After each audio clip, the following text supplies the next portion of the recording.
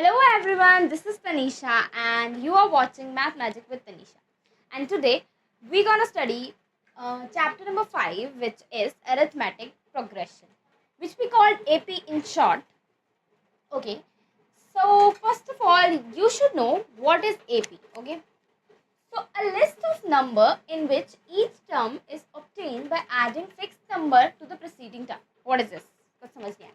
Okay, let's give you an example. A list of number यानी कि कोई भी list of exam.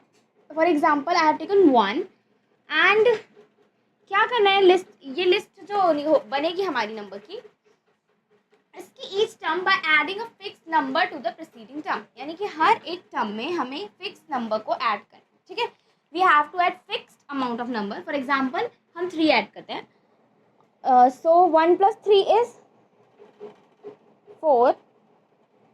4 plus 3 is 7. 7 plus 3 is 10.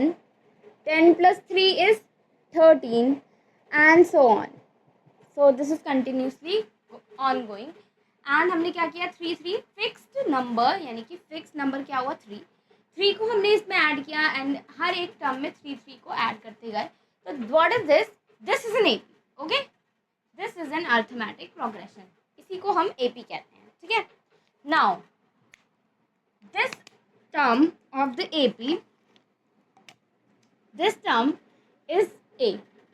This we call A1. ठीक है, this is first term, so this is A1. Now this is second term, so this is A2. This way this is A3. This is A4. So this is A5. ठीक है, and ऐसे करते करते जब हम and में पहुंच जाएंगे, जो एंड की टर्म है उसे हम कहते हैं nth टर्म. ठीक है, अब मान लीजिए अगर इसमें 50 टर्म है तो लास्ट की टर्म क्या होगी, 50th टर्म है ना. तो मैं मान लेती हूँ, मुझे नंबर नहीं पता, तो I am considering N terms. ठीक है, तो इसलिए एन टर्म्स है टोटल. तो एंड में जो भी टर्म आएगी उनको मैंने एन मान लिया. वो 50 हो सकती है, 60 हो सकती है, 100 हो सकती है, it can be anything.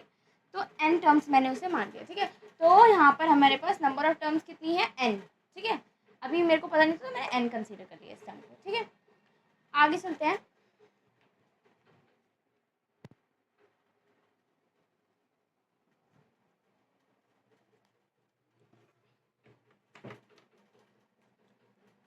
So we are going up to nth term.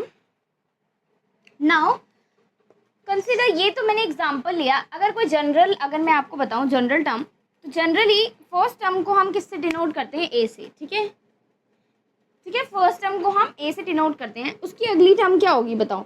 Okay, सबसे पहले यहाँ पर कॉमन डिफरेंस क्या है. कॉमन डिफरेंस क्या है, कॉमन डिफरेंस वही फिक्स्ड नंबर जिसको हमने इसमें ऐड किया है, वही फिक्स नंबर जिसे हम ऐड करते गए हैं. कॉमन डिफरेंस निकालते कैसे, किसी भी आगे वाली टर्म में से पीछे वाली टर्म को माइनस कर दो. ठीक है, तो अगर कंसिडर मैं A2 में से A1 माइनस कर दूं, A2 में से A1 माइनस कर दूं तो क्या आएगा, A2 माइनस A1 यानी 4 माइनस 1 यानी 3.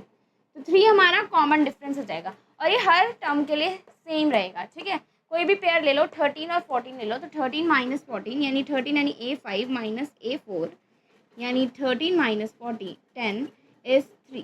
ठीक है, तो हर एक टर्म का जो डिफरेंस है वो 3 है. तो दिस इज कॉमन डिफरेंस. ठीक है, नाउ जनरली हम कैसे डिनोट करते हैं इस टर्म को, that I will tell you now.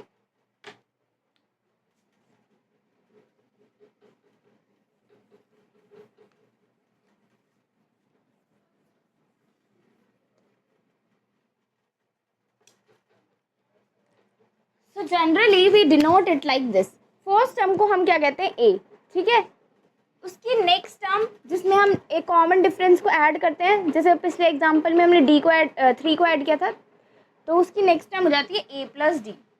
Next term क्या हो जाती है, ए प्लस 2 टाइम्स डी, क्योंकि अगर मैं इस टर्म में डी और ऐड करूँगी तो डी प्लस डी 2D, तो नेक्स्ट टर्म हो जाती है ए प्लस 2D. ऐसे ही ए प्लस 3D. ठीक है, एंड सो ऑन, ऐसे ऐसे चलता रहता है. ठीक है, इसमें इम्पॉर्टेंट पॉइंट क्या है आपका कि this is your first term. ठीक है, and this is your second term and this is your third term and this way these all terms. So यहाँ पे याद करने की चीज़ ये होती है, अगर ये सेकेंड टर्म होती है ये तो D1 होता है. ठीक है, यहाँ पे D का कोफिशिएंट 1 होता है. अगर थर्ड टर्म होती है तो इसका कोफिशिएंट 2 होता है, एक कम होता है. ठीक है, तो इस तरीके से ये चेन चलती जाती है, ठीक है। तो nth टर्म को कैसे डिनोट करते हैं, that I will tell you. Okay, अभी बता देती हूँ। a + 3d है। अभी आप देख रहे हो ना, ये एक कम है, 3 है तो 2 है। तो ऐसे ही nth टर्म, जो हमारी nth टर्म होगी, जैसे ये थर्ड टर्म है तो यहाँ पर a + 2d है, ये 2 है तो 1, इस 2 में से एक कम 1 है यहाँ पर, ठीक है। तो वैसे ही nth टर्म जो होगी वो क्या होगी, a उसमें भी होगा प्लस कितने d, 2 है तो 2 - 1d है, 3 है तो 3 - 1d है, 3 - 1 2, तो n है तो n - 1d। ओके, तो यहाँ पे n - 1d, तो nth टर्म को हम ऐसे लिखते हैं, e + n - 1 × d, ठीक है। तो ये हमारी लास्ट की टर्म हो गई, जिसे हम ऐसे डिनोट करेंगे, ठीक है। तो this is general form of an AP, ठीक है। What is this, this is general form of an AP, general form